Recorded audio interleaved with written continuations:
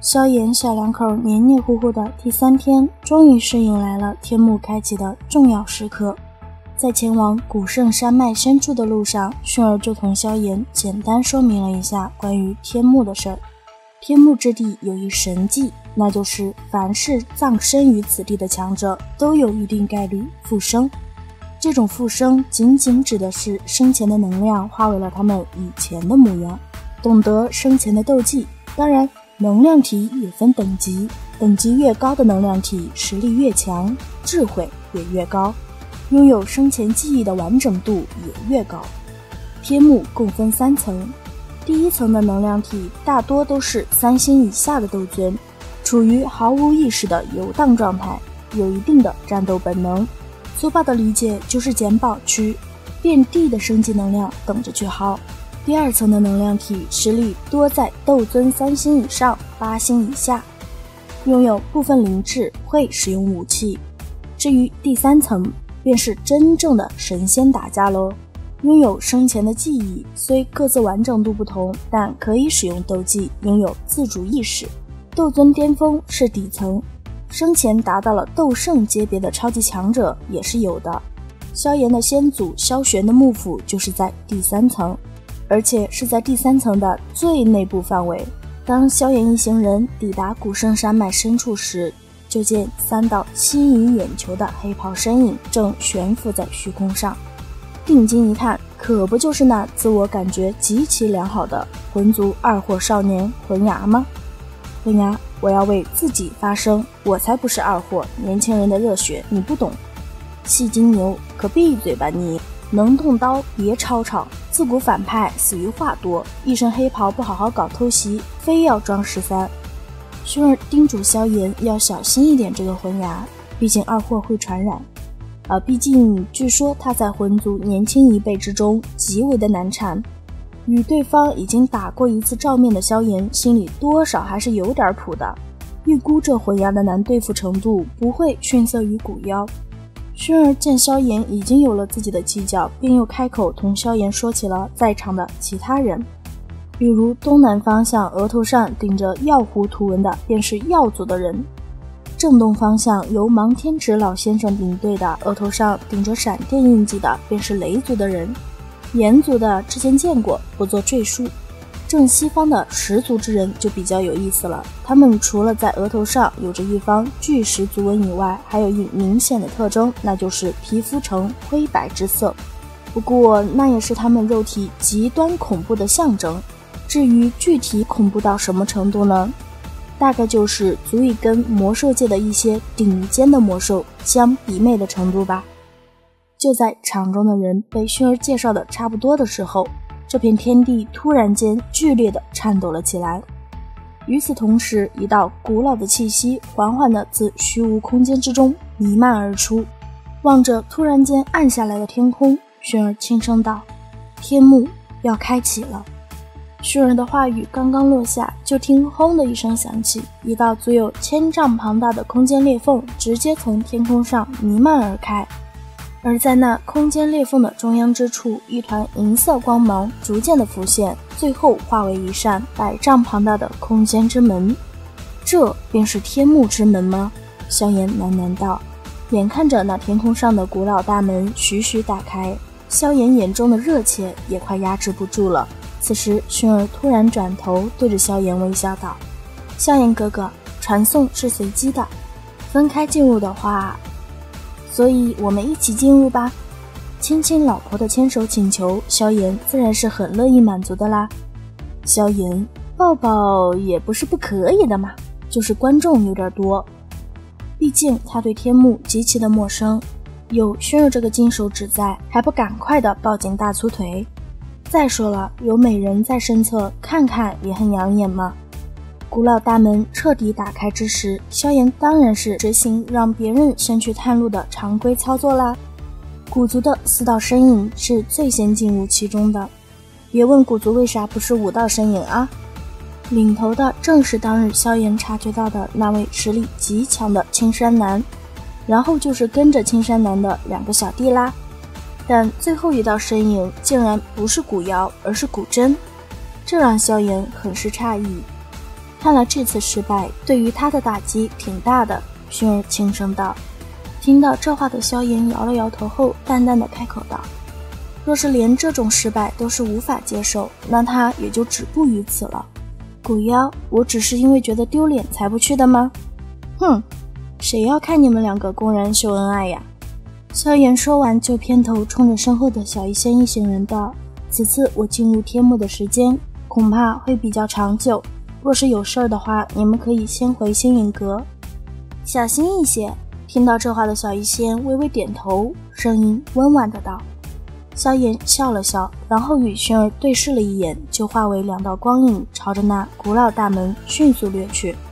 当最后一道身影进入巨门之后，巨门就在所有目光的注视下徐徐变得虚幻起来，直至最后彻底的消失。另一边，雾蒙蒙的奇异之地，死一般的寂静，直到那两道手牵手的身影自空间之中缓步行出。二人一出现到此处时，几乎是同一时间的将体内斗气运转而起，紧接着四周，避免落地成河。好在并未发生什么别的变故，解除部分警戒的萧炎随手就抓了一把面前那些灰蒙蒙的气体，本意是想试试有没有毒，不曾想这些气体之内所蕴含的全是极度浓郁的天地能量。看着萧炎有些呆愣的模样，薰儿嫣然一笑，随后略微歪着头望着萧炎道：萧炎哥哥是打算去第几层？萧炎当然是想去萧玄的幕府啦，不过也不是很急，毕竟还有3年的时间嘛。最终薰儿拍板，先直接往第2层入口赶去，这一路上大概要耗费4个月左右的时间，因为天幕中有能量威压，不适合长时间飞行，而行走的路上萧炎需要多多吸收能量核，争取在抵达入口前达到5星斗尊巅峰的地步。当然若是运气好的话，达到6星也并非是不可能的。能量核能快速地提高自己的实力？萧炎有些惊愕，薰儿觉得如何说都不如让萧炎切身感受来的实在，玉手轻抬，转头就冲着右边那蒙蒙的雾气一握，就将那里的雾气尽数驱散。刚藏进雾气里准备发动攻击的能量体瞬间就悲剧了。在这之前完全没察觉到能量体的萧炎，眼看着薰儿玉手一弹，就将那能量体变为了教学道具。萧炎看着薰儿掌心的能量核，更好奇了，那一枚菱形的约莫拇指大小的晶体到底能蕴含多大的能量？一般来说，天幕之中的能量核分为9级，薰儿手中的充其量也就达到2级的地步。那些等级高的能量核大多都是在天幕第1层深处或者更下层的地方。薰儿将手中的能量核交给了萧炎，让萧炎将它握在手心，之后运转功法将之吸收了。完成第1次吸收的萧炎总算是明白为什么连古族、魂族这些超级势力都对此地如此的看重了。这些能量核几乎不用过多炼化就能吸收，而且吸收起来顺利就算了，还几乎没有副作用。这难道就是小老鼠钻进米缸的快乐？4个月左右进入6星斗尊，萧炎觉得自己有信心了。萧炎，古妖那个蠢货知道自己错过了什么不？必须要拉踩一下，谁让他挖自己墙角的？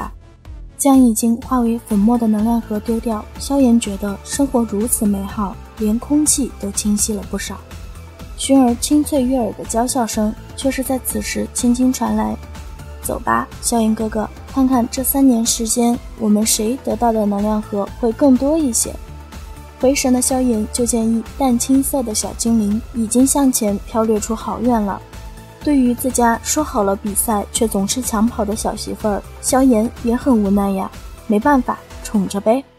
轻声笑了笑，萧炎迈着步伐就开启了追妻之路。没想到这一追就追了2个月啊！